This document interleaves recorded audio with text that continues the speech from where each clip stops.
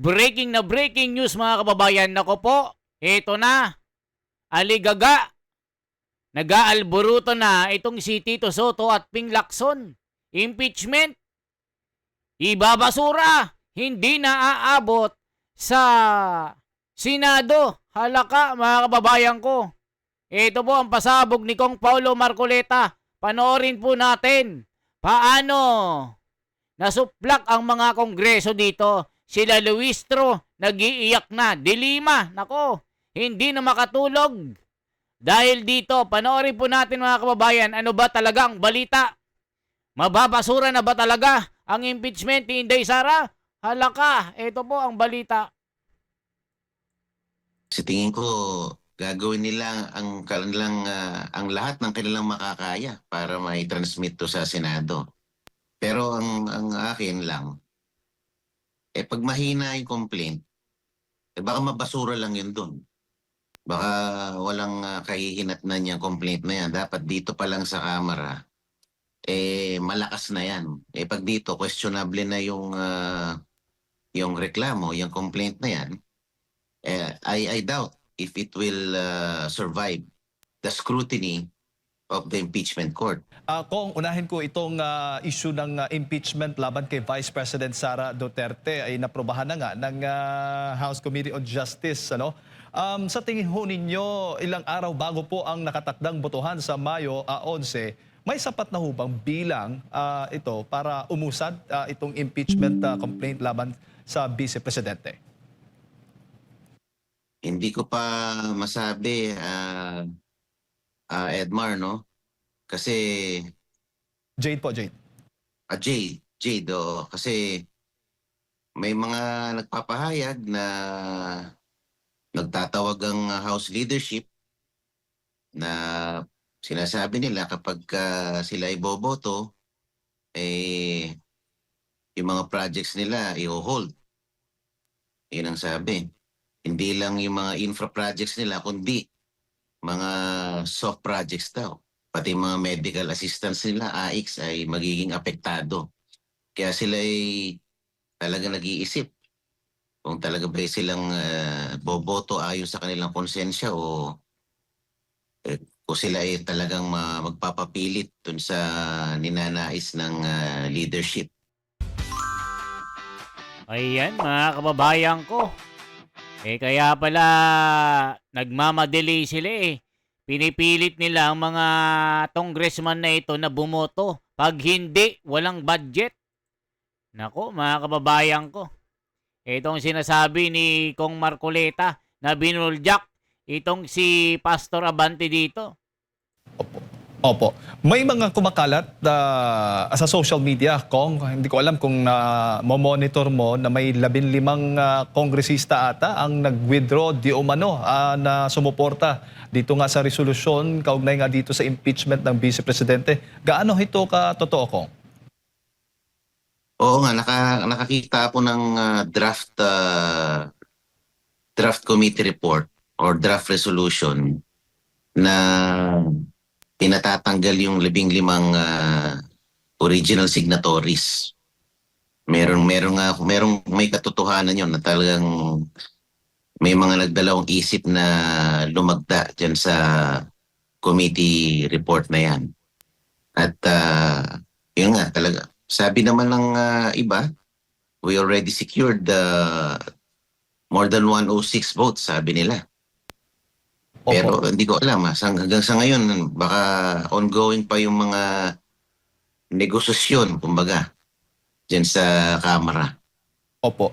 Sa inyo pong personal na pananaw, ano ho ba ang mabigat na issue na dapat timbangin, no? O dapat tingnan ng mga mambabatas bago po sila bumoto, paborman o hindi dito nga sa articles of impeachment laban kay Vice President Sara Duterte? Sa akin naman, kung matibay yung complaint na yan, kung talagang busog sa ebidensya, dapat hindi na kailangang takutin pa o puwersahin ang mga kongresista na wag bumoto. Kung talagang ano naman kung talagang smoking gun ika nga yung complaint, wala na dapat sa pilitan, hindi ba? Ang lumalabas parang meron pang ganyang mga negosyasyong nagaganap. Kung overwhelming naman ang ebidensya, bakit kailangan pang may ganun? Meron pang mga pakiusapan na nangyayari, hindi ba?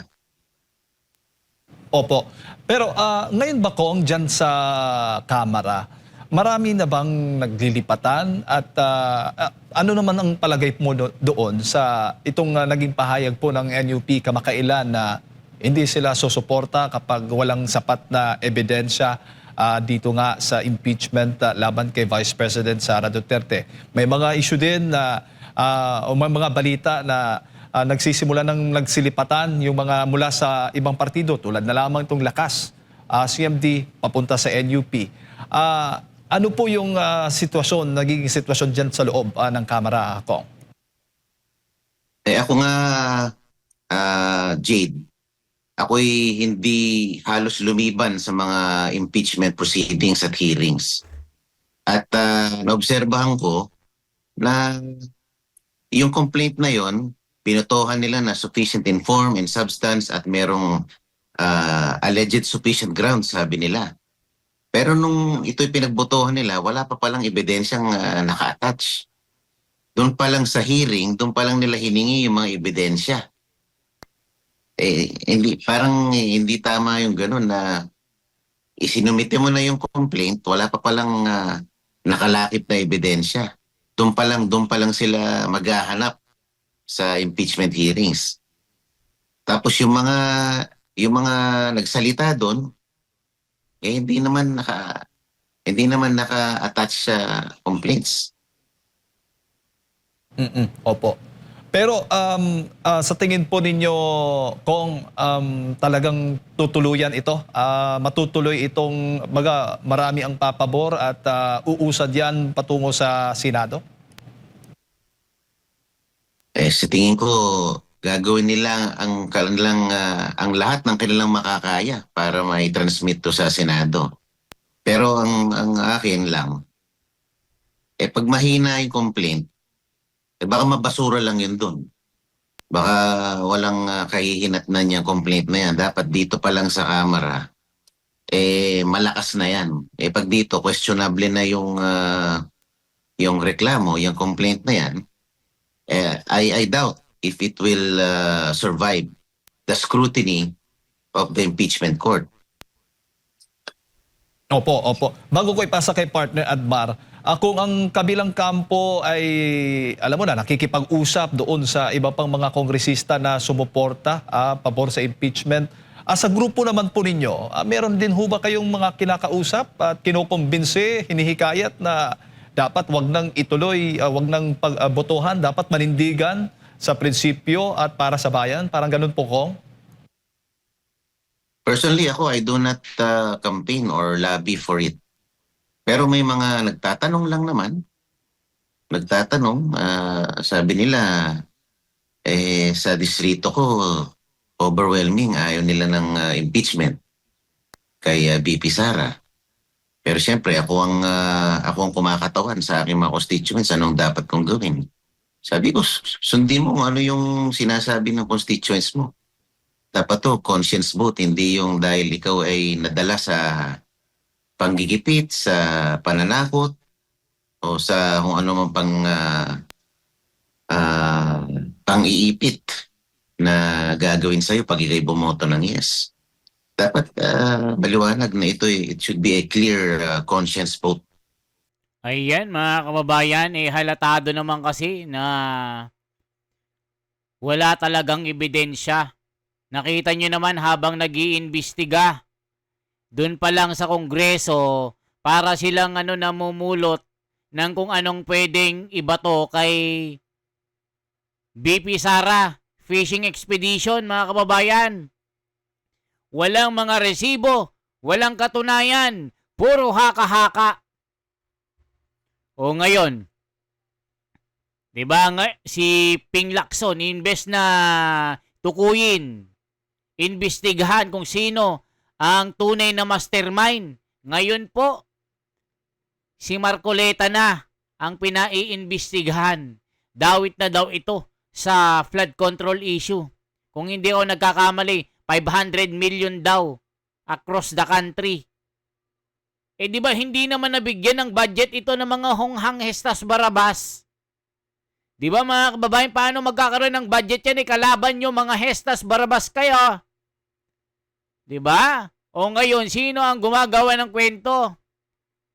Si Ping Lacson, ayaw niyang imbestigahan ng flood control. Gumawa na ng partial report na hindi naman kompleto. Binanatan din ni Alan Cayetano itong si Ping Lacson na ito.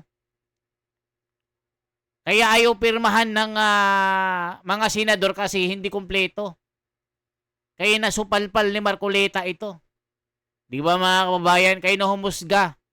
Bakit si Marcoleta ang ginigipit na naman? Ginipit si Sara, ginipit si Marcoleta, ginipit yung isang PGMN. Yung Peanut Gallery Network, mga kababayan. Yung founder po ng social media account na yun, pinahuli. Sinet up.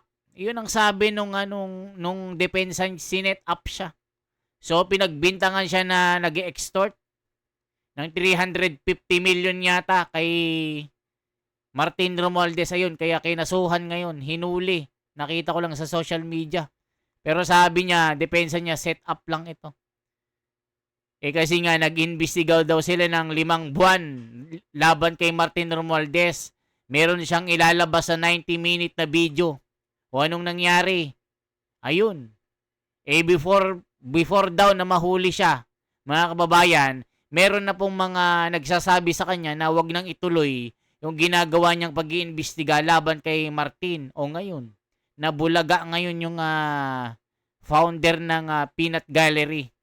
Mga kababayan, kilala niyo po si CJ Hero, yung yung angkor doon. Yun po yung Peanut Gallery. Hinuli yung founder nun.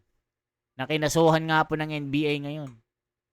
O ngayon mga kababayan, anong masasabi nyo dito? For transparency, for a better democracy, mababasura na ang impeachment na ito at hindi na aabot sa Senado. Yan po ang pagkakaalam ni Kong Paulo Marcoleta. Mababasura po ito.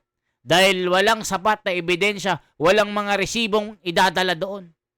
Sa Kongreso pa lang, naghihingalo na ang impeachment na ito. Kasi nga, nagsisiatrasan na ang mga congressman dito. Kasi nga, mababalikan sila. Walang boboto sa kanila sa susunod na eleksyon. Okay po? Ikaw ba nang magkaroon ng 4 million na boto na solido? Pag nakita na yung pangalan mo nakalista dyan na boboto ka ng pro-impeachment, yari ka na. Mula sa ika-4 na henerasyon ng saling lahi mo, hindi na dadalhin ng pinakamalakas, pinakapangyarihan, pinakasolid na bumoto na unity vote o block voting. 4 million ng solido na boto mo, pero pag hindi ka bumoto, iboboto ka, hindi ka blacklisted, pero pag bumoto ka ng yes, ang pro-impeachment ka, hindi ka na iboboto. Okay? Yan lamang po ang atin. For transparency, for a better democracy, mabuhay po. Ako si The Wonders Philippines. Salamat.